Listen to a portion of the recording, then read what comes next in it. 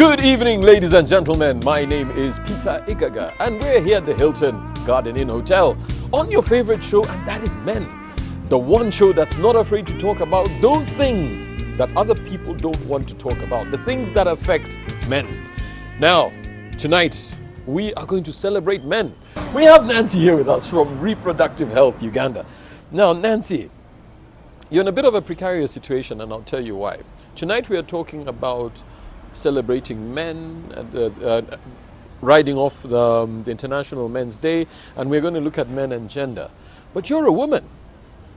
So, first of all, do you believe that you are well placed to champion the cause of men? I look at myself more as a champion for humanity, for both men and women, and a champion for gender equality. And I think in that conversation, that's why it's very important to leave no one behind, male or female. And so this is an issue for all of us. So, okay, great stuff. So now let's just dive into it. International Women's Day gets a lot of hype. Everybody's talking about it. Yes, we even have it's a public holiday in some countries, including Uganda. International Men's Day hardly gets any recognition. Some people believe men already have enough. Okay, so what is International Men's Day about? So October 30th was a local Men's Day in one of the communities in Uganda, in Hoima in particular. So it was a district's commemoration. So the Men's International Day is always in November. But I think to me, it's not just about celebrating men, but it's about saying, hey brothers, hey everyone, we need, as men and women, we all have a role to play in promoting gender equality. And to have this as a reminder that when you talk about gender equality or gendered issues, this is not just a women's conversation. This is not just about women and girls, but this is something that we all need to be part of. It's a journey that we all need to take as humanity, because at the end of the day, all the violations, the gendered violations, affects all of us. If we talk about HIV or domestic violence or abortions, unwanted pregnancies, the issues of child mortality, maternal deaths, I mean, this is not just a women's problem, but it affects all of us as a society. And so having such days or having such conversations with men is about bringing men on board, so that we all champion this issue of gender equality together. Because I think usually men are socialized in a way that make them feel dominant, or have that emotional disconnection, isolation. You've heard things like, be a man, be strong, men don't cry.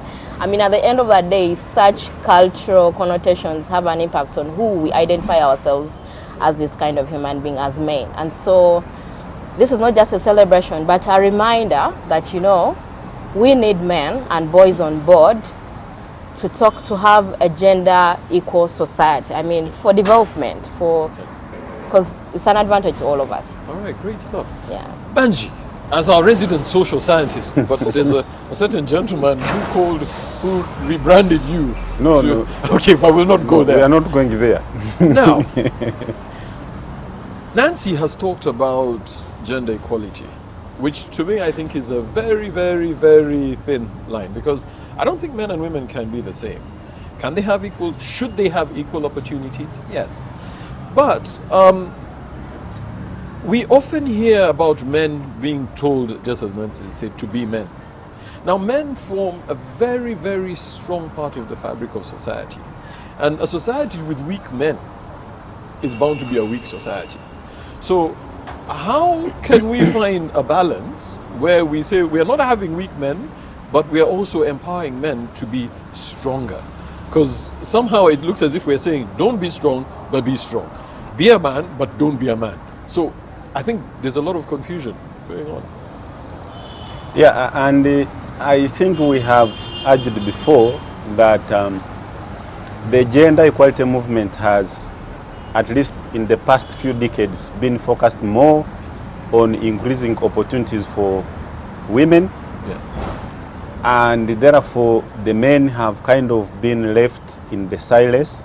I am actually pleased to hear from my colleague here saying that it needs to be equal opportunity for both men and women. Now, because society has two persons, the woman and the man, so if you bring one, you give one so much opportunity over the other, then again you will create a disequilibrium. Some of the misfortunes suffered by women is a result of being a male-dominated society. So if we want to promote gender equity, it shouldn't only be for women. It shouldn't be bringing women to be at par with men, because as we do that, we may face the risk of pushing the men down or backwards, or lose on certain opportunities. So can men and women be the same? No, they can't be the same, because when you approach it from a biological perspective, we will always be different.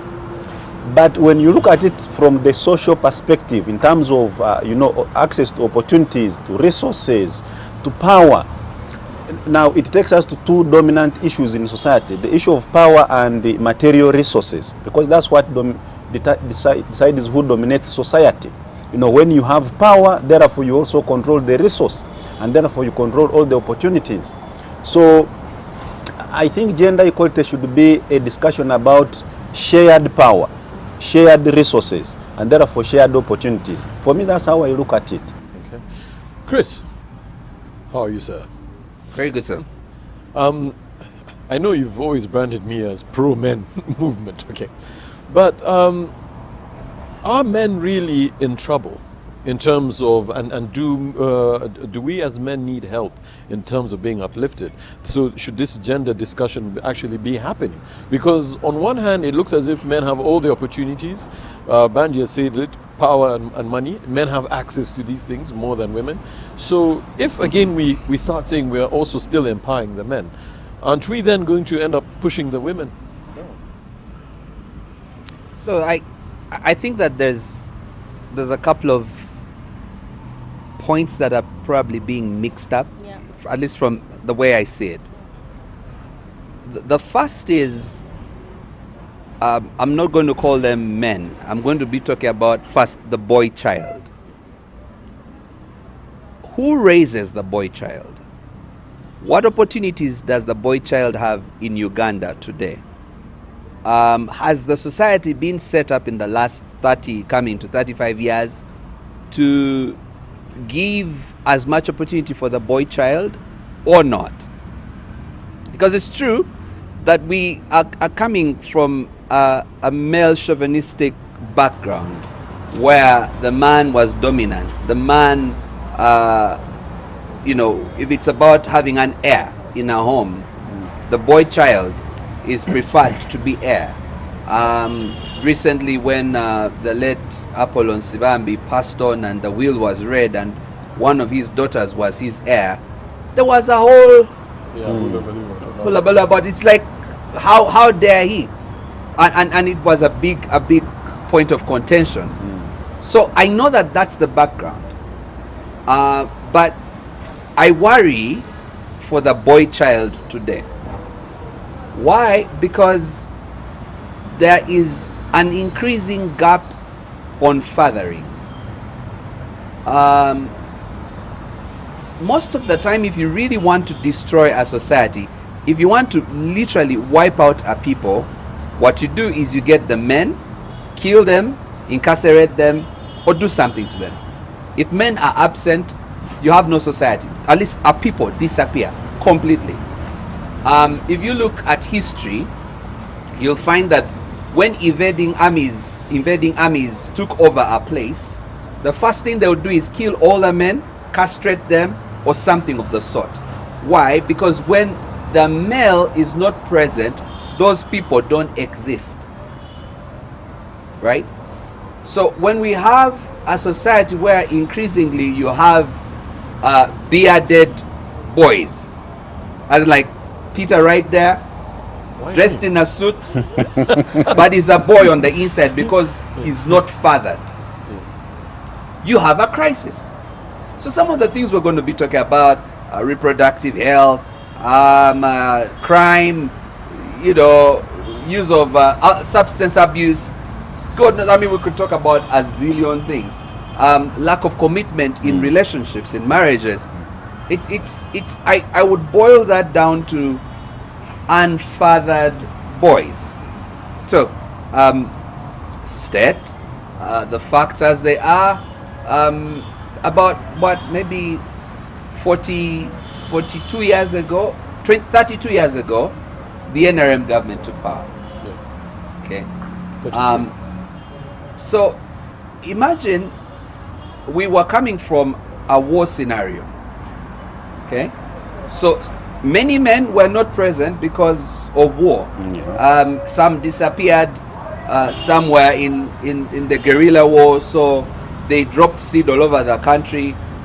There's many scenarios why men were not present, and those that were present were like little girls, because the guys say, "Where, simama, la chini," and they just do whatever it is they want. So this generation, if you ask how many have been fathered, we have a problem. I think if you ask, out of every 10 guys, about 8 haven't grown up with a father, or the guy was physically present but absent, the mother was running the home, or stuff like that. We know what goes on, right? So I worry for the boy child, because I'm wondering, where are they learning about how to be men, before we even talk about the grown-ups who are already, not all of them, but a good fraction, kind of messed up. Yeah. So my conversation for me starts there, and then it would be, how do we correct the system? A child who was born in 1986, by the time they could say daddy, mommy, was in a scenario where the girl child at university had 1.5 points added to them as advantage. All right. So there's been the whole thing of, we're correcting the gender imbalance, but we have corrected it for 3 decades plus. Yeah. And what we have now, in my opinion, is another gender imbalance. Tilted towards, Because I'll tell you what, my daughter has no problem being an empowered girl. The society has been set up for her to be empowered. In fact, you don't fool around with Ugandan women these days. True, Nancy? Right? No, they are empowered. And she's here, she's going to take you on. Right? Yeah. But my worry now is for the boy child. I don't even know quite yet what gender equality means. Yeah. Exactly. I actually think what we need to do is look at, what are the roles of men, what are the roles of women in society, and can we encourage both to play their roles well. Yeah. I think that then it will be equal, because it sort of is factory reset back to Adam and Eve. So yeah. maybe before she comes, so because to just briefly reflect on what Chris has said, there's the issue of responsibility. What are you supposed to do in society? And that's where the issue of imbalance comes from. Are you doing what you are supposed to do the right way, and the way it is supposed to be done? And I have been thinking and learning that, in fact, most of the Ugandans, even if they dispute this fact, they were raised somehow by single mothers. You have a dad, and as Chris has said, he's either a teacher teaching at a distant school, or a soldier, or a policeman, or a trader. He's never there most of the time. So, and this mother is also raising the daughters. So she's focusing on raising the daughters the way they are supposed to be raised. What is happening to the boy? The boy is just there, walking around the village without responsibility. And these are the men, or we are the men out there, hurting people's daughters and sisters. So the issue of responsibility is very, very central to the issue of gender equity. And so if we look also at programming, she's from reproductive health, but if you asked about most of the reproductive programs, they are geared towards the woman. So what about the man? You see, these are the issues. All right, we do need to go into a break. Nancy, there's a challenge for you. Let's stop focusing on the women. Now, we are here at the Hilton Garden Inn Hotel talking about men and gender. Don't go anywhere. We'll be right back after the break. But as I always say, this is your show. Go to our Twitter handle. It's NTV MEN UG. Follow us. Let's get this discussion going. We are also on Facebook, and it's NTV MEN. We'll be right back after the break.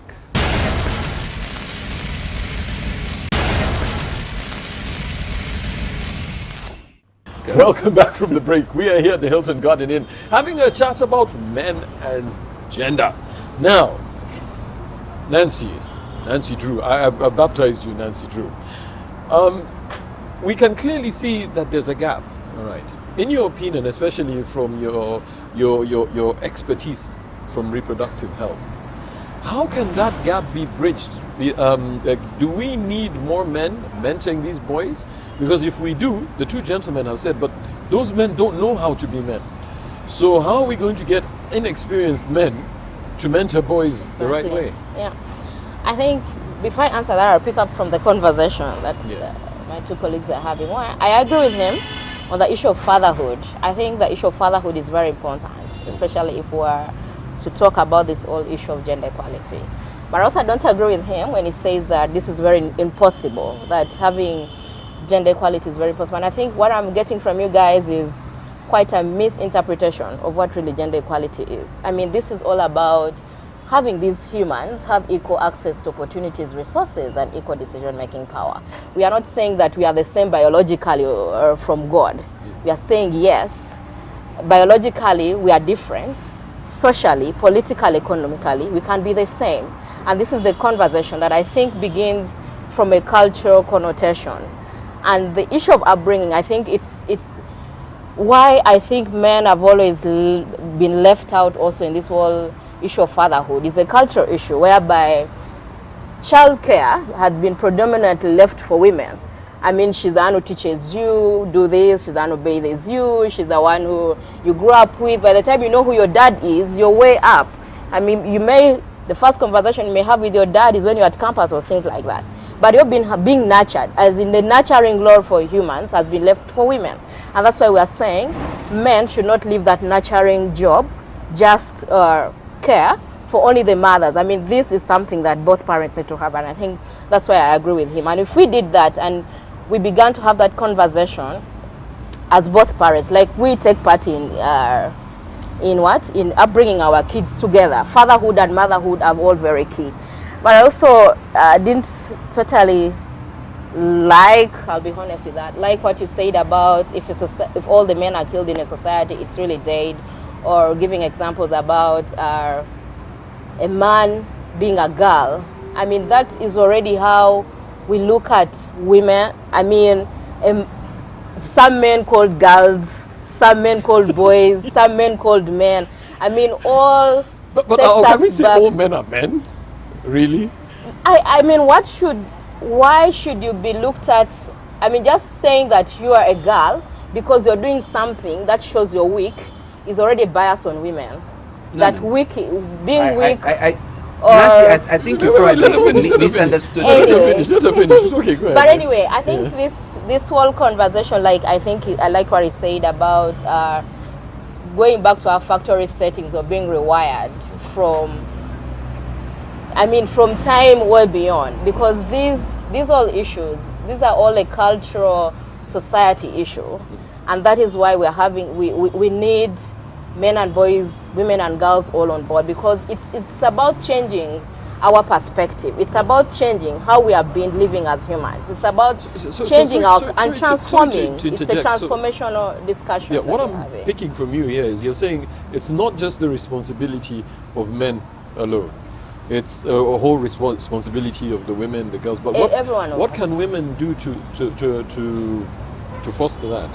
I mean, as women, there's also a lot that women can play in this whole conversation. First of all, like we said, they are the nurturers, right? Usually looked at the nurturers, but also nurturing boys and girls in this whole conversation. But also, I think I'll still go back to all of us criticizing and challenging culture and asking ourselves, is this what we want?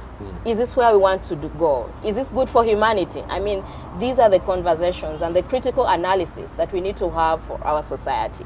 And say, is this really the journey? Yes, fine. This is the journey that our forefathers had. This is the journey that humanity has had. But I think we need to have reach in this generation and ask ourselves and analyze ourselves and ask ourselves, is this really the direction that we want to take?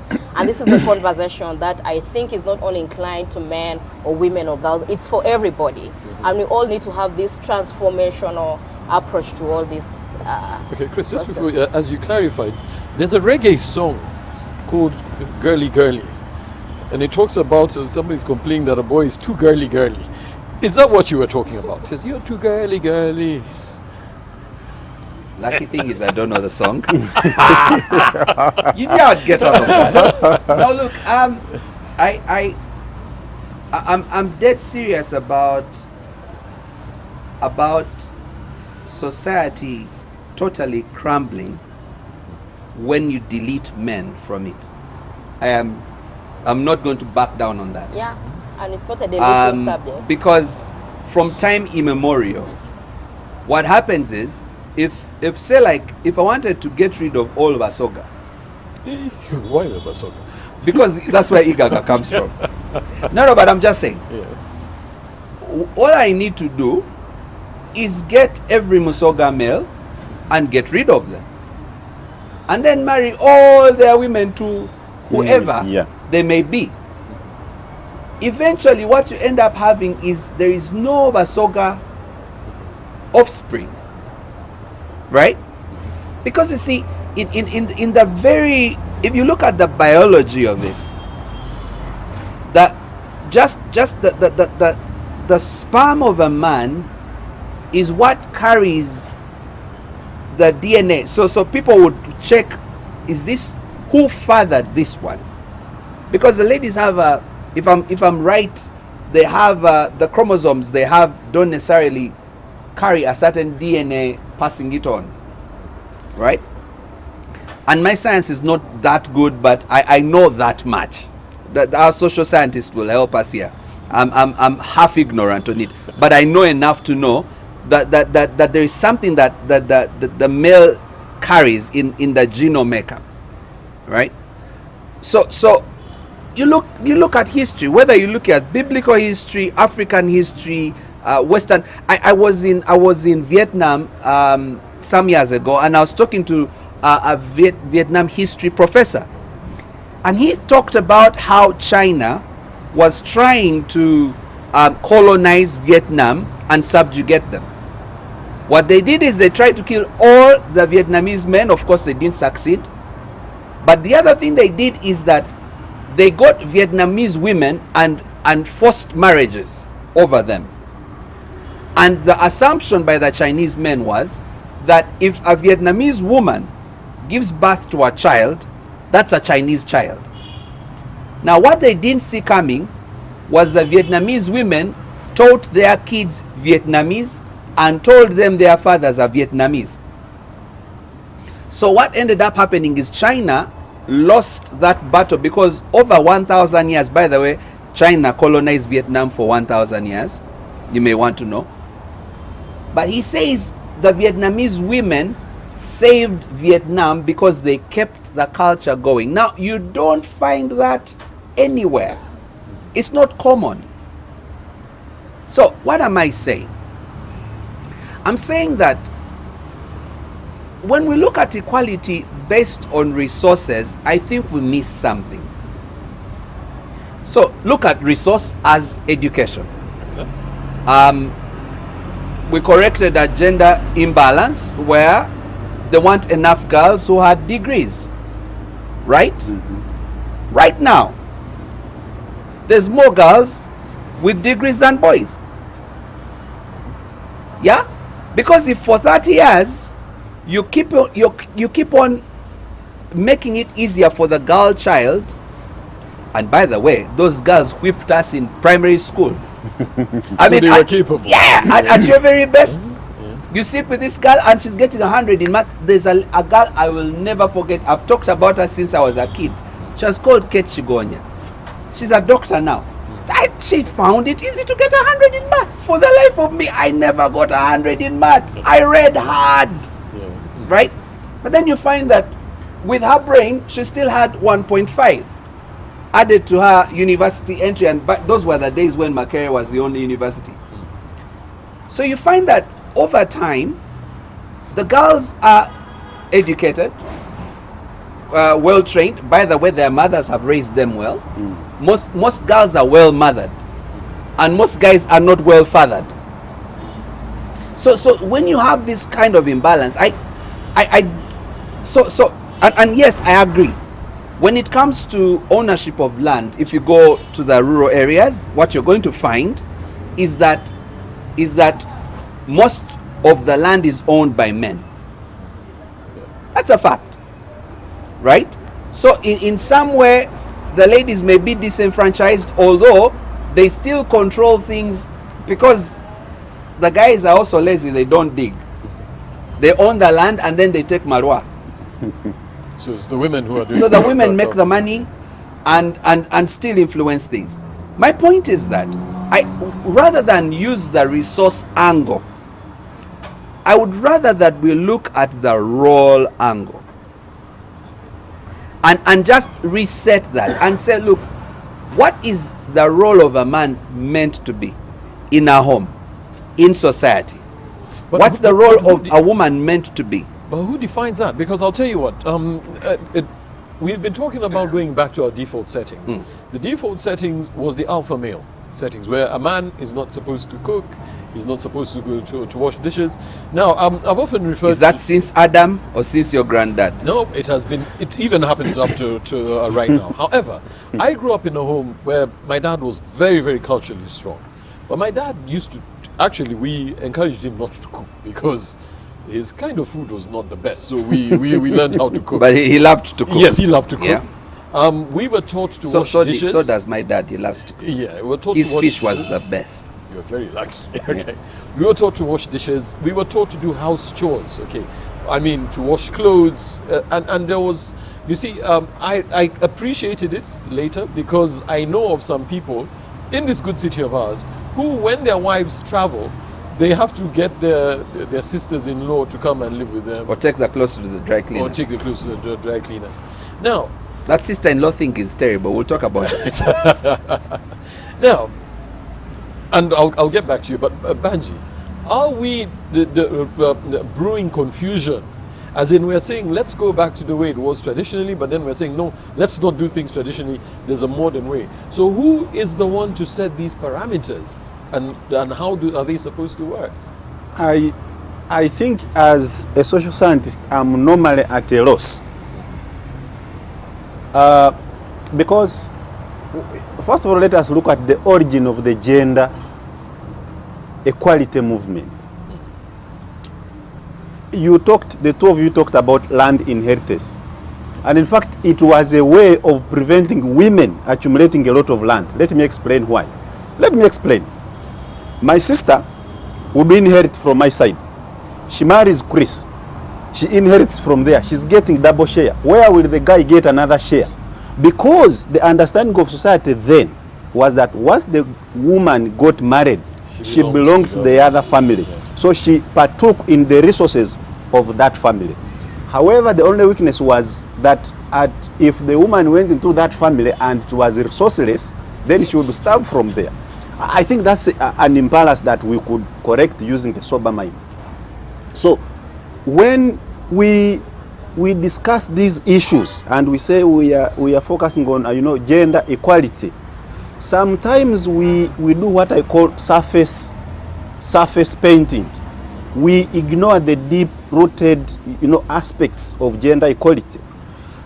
You will realize that, well, a woman will be educated, she has a degree, she has a job, but when she goes back to and that's, I think this is Chris's argument, she goes back to the house where the man has not been educated in respecting or sharing power or sharing opportunities with the woman. When she goes back, the guy will want to sit down on her.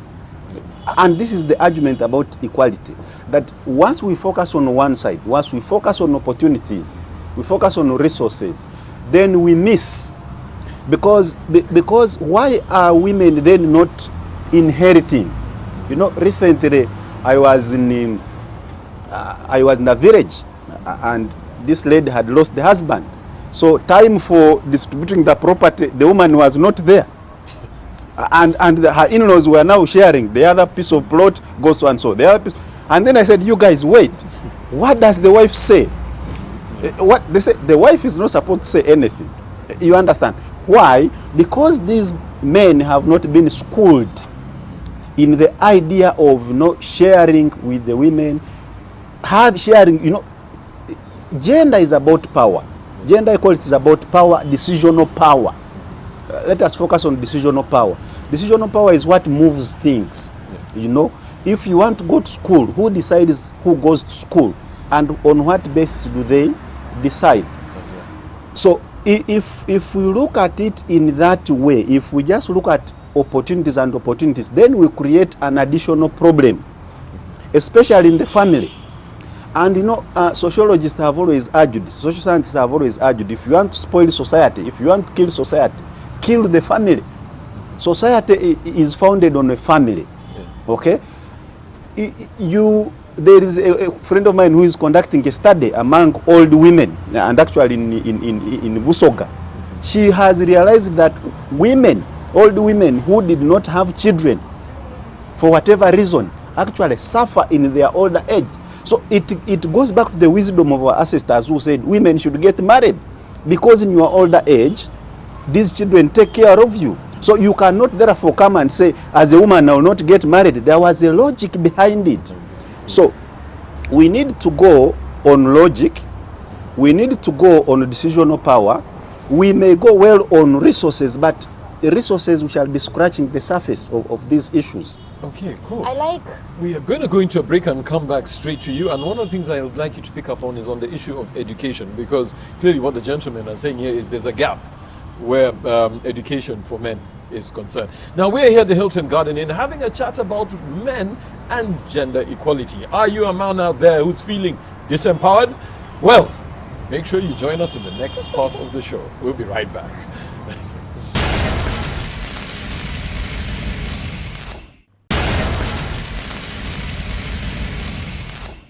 Welcome back from the break. We are here at the Hilton Garden Inn talking about men and gender equality. This is a special episode brought to you by Reproductive Health. So you say yes. Now, we want to hear from you. Follow us on Twitter. Our handle is NTV MEN UG, and on Facebook we are NTV MEN. Let's get this discussion going. Our WhatsApp number is coming to you from next week, so we'll be able to engage a bit further. Now, Nancy, is there an education gap? I think, or yes, it's important for everybody to be informed about these issues.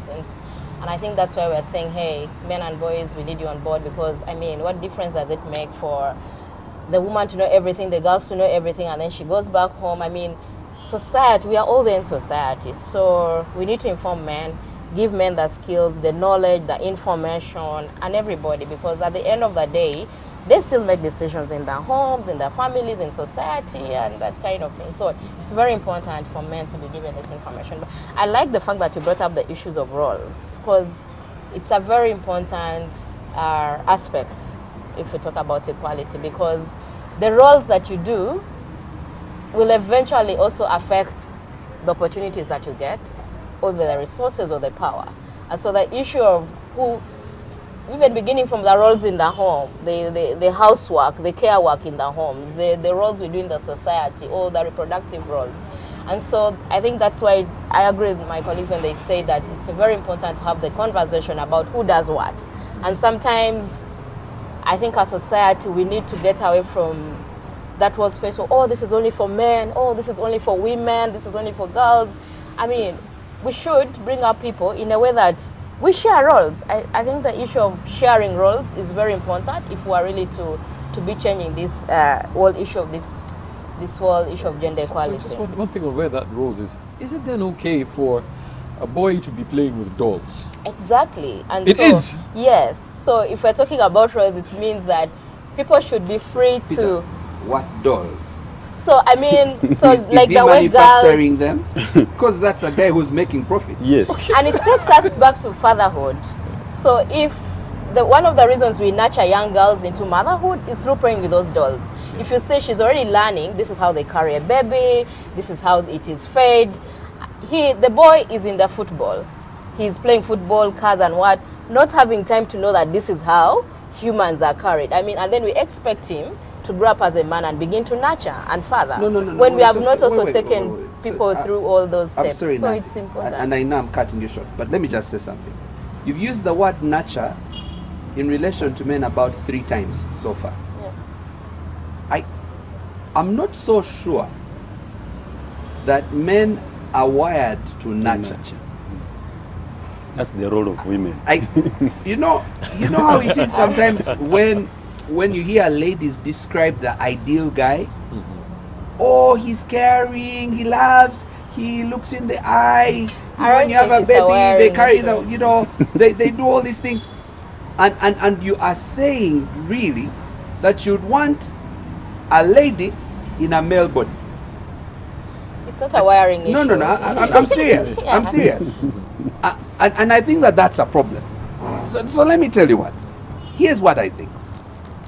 I think that when it comes to roles, we need to look at a couple of things. In my opinion, we need to look at what's the natural original wiring that God put in men and God put in women.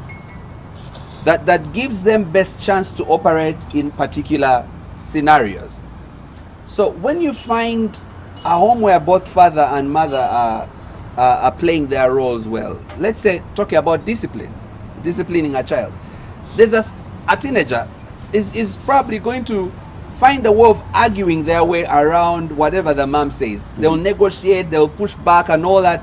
Then the father says, wait, one word, and the guy is in line. So the question is, why does that happen?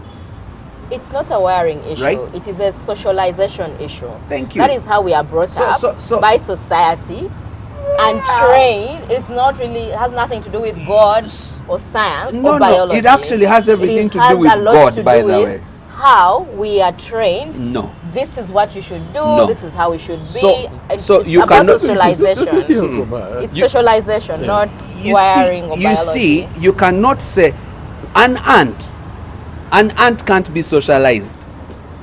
An ant will behave as in like ant? an ant. No, a little insect. It will behave that way because it's wired a certain way. Now, I totally understand that we are a superior, more complicated being. I get that. But there are certain things that are not because of socialization.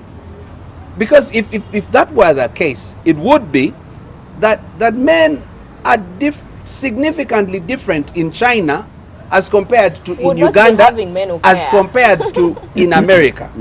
But you're going to find that there are certain similarities because there is a certain basic thing that because a man is not just a man male, there's a psychological wiring, there's a natural persuasion, there's instinct that a man has.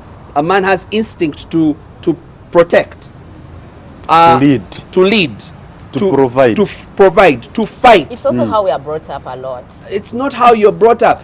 It's in there. It's in there. It's just like how you don't teach any species how to mate. No, but I'll tell you what. Yes and no, and I'll tell you where I'm coming from. I agree a lot with what Nancy is saying. A lot of the things that we do as men are things that we see our fathers doing. And I'll give you a simple example, and that's why there are certain people who, for example, are violent in a relationship, and he says, "Look, that's what I saw my father doing." Experienced. Peter, I can't even argue with you on that. I agree because initially, you remember I talked about fathering. Yes. So it's true. Monkey see, monkey do. Exactly. At the level of modeling, no. At the level of modeling, there is that. But what I'm talking about is a much deeper issue, in my opinion. It may not sound very deep right now, okay? But it's a much deeper issue. So for me, it's a thing of when you grow up, even before socialization, what are the things that men are best set up to do? What are the things that women are best set up to do? I mean, down from the biological fact that men can't conceive a baby, men can't nurture. In fact, a study. No, listen. A study was done. A study was done. They got some guys and just tried giving them what are these things called? Birth pangs. They simulated birth pangs. The men were rolling in pain. Literally, if men were supposed to carry children, the world would have no babies because our pain tolerance is that small. But Chris, do you know, and I'm going to get to you, where I beg to differ. There are some people, some who I know, men, who have actually raised their children, okay, Exactly. who, because they don't. of unfortunate Scenarios, situations, have stepped Chief up. Justice Benjamin. No, we're not. No, he did. Yeah, The former Chief Justice, he did, and he did a good job. My point exactly. So you Yes. can't say it's the But human he didn't being. nurture them. What is nurturing? Let's talk I about think- nurturing. You see, Upbringing, you care, guys, taking care of the child. you guys, in life, There is- there are two sides of the coin. And I think on one part, Nancy here is arguing about socialization. What we learn by seeing what is happening around us, I think that's- and then And those are the things we can't continue change. doing that. Probably those are things I don't know. Then there is what you are wired, and that's what Chris is explaining. There are certain things that because you are born a woman, you will do them. And the man, however trained he is, he can't do them better than you. In fact, he will just try to scratch on doing these things. Now, Peter, in human life, a breastfeeding mother right now can tell that their daughter or son about 15 kilometers from here has woken up and they are crying. You know, I don't know how they breastfeeding tell. is- Breastfeeding is not like a socialization issue. so sometimes they are what we call universal laws. Yeah. Exactly. And I think this is what Yeah. Chris was trying to explain. Exactly. You will find that a man in Uganda is behaving like a man in Europe, is behaving like a man in Exactly. Japan. Yes. Because nothing to because do with they are nature. male. No. It's because they are male. You understand? Because they are male, they must behave that way. Okay? Now, the same applies to women. And therefore, I want to go back to Chris's argument that if we are doing gender equality, we must be very careful. If you called someone from a National Population Council, I think it's now called National Population Council, they will tell you that the Ugandan population at maybe about 15 years has more females than males. Why? What is the problem? You know, women go to hospital every other time. Women are living longer. Men don't go to hospital. Why don't men go to hospital? Exactly. And So when you look at the nature of risk taking in men as compared to women, now these are things you can't equate. A man will look at opportunities and say, I am grabbing this for myself, rather than share with a woman. This is And nature. that's because that's So- how they are brought up, not so- because of nature. It's partly because of nature. So we are saying in Exactly. gender equality, if we are to promote gender equality, we have to look at the deeper roles. Okay? There are roles that no matter what we do, they will remain for the man, they will remain for the woman. Then there will be shared roles. Okay, I'll tell you what, I agree with you 60%, and unfortunately we've reached that point where we do have to wrap up the show. So Chris, I'm going to start with your parting shot, but one of the things to just consider in your parting shot is what Banji mentioned about men going to hospital. Women are living longer because they're taking better care of themselves. There's a lot of that is a social issue. Yeah, exactly. I mean, you fall down, you cut your foot. Be a man. Yeah, don't you cry. said don't even bother Move going to the on. hospital because Yeah. that's the way you That's were it. brought up. Your parting shot. Peter, you've just complicated my parting. No, I think that as we speak about gender equality, we need to consider how men and how women are wired, because the roles we play in society but also in our home are kind of hardwired in us. And so I wouldn't want us to imagine or think that we should push this equality thing to a point where men should help deliver babies, because it's not going to happen, or women. I mean, like I'm taking it to Men the, can to the deliver zenith. babies. Okay, it's a hyperbole, really. But I'm just saying we need to be cognizant of the roles that we play. The second thing is that gender equality is really an argument about who is eating at the table, who is under the table, and who is away from the table. So if you're in a society where one gender, whether it's male or female, feels like they are not at the table, they are going to fight for equality. And they fight for equality in different ways. Now we're talking about women. At some point, it's possible that we're going to be talking about men. And there's going to be men saying there's going to be gender equality because they are no longer eating at the table. Remember that first famous national cake that keeps on coming up every 5 years? We have a gender cake. And so the way to do it is we need to make sure that we respect the different roles that every gender plays and everybody's eating at the table. If we do that, we'll be fine. All right, great stuff. Banji, your parting shot. Oh, I thought it was coming. Now, I think that gender equality is about three things. One, it's about decisional power. Who makes the decision and who influences, the action of life. Life is an action. It's like a theater. People present their plays, people watch, people reject them. So who decides what kind of play is being aired? And so the women are fighting because their plays are kept at the back. Now they want to be at the same table with men. The second argument of gender equality is about leadership. Leadership, and leadership links into the resources. So the idea about leadership now is moving from managerial leadership to transformative leadership, where both the men and the women, share the leadership roles, but aware of sometimes who must make the final decision, depending on where the leadership is exercised. If it is in an office and the boss is the woman, then she will make the final decision.